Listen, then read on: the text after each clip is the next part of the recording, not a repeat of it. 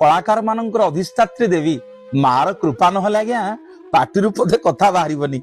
रातिरे जदि आज्ञा मूर्खटीए मा देउଳରେ अधिया पड़े पांपुड़ी पड़े सकाळु मा जदि बर प्रदान कर दियंती ताहले राति पाइला बेलकु से ज्ञानी पंडित हो जाए। हाँ आज्ञा से दिन चषा पुओ सिद्धेश्वर परिड़ा लेखिले विशाल बड़ महाभारत गले सारला दास। माँ सारला कृपा नहले कथा पदे हबनी कि लेखी हबनी कि पाठ पढ़ी हबनी। ये सरस्वती पूजा दिन आपण माने जिबे माँ सारला दर्शन करिवे। ए माँ सारला निकट रे पांपड़ी पड़ी कहिबे माँ मो पिलार पाठ होनी मते बुद्धि दियंतु मते विद्या दियंतु। आपण जेकोसी कला संगीत क्षेत्र रे अछंती माँ सारला कृपा जदि हबना आज्ञा आउ केही दुनिया रे आपण मानकु अटकेई परिबेनी। मो माँ सारला होउछंती हातरे बीणा और पुस्तक धरी विराजमान करिछंती जगतसिंहपुर जिला झंकड़।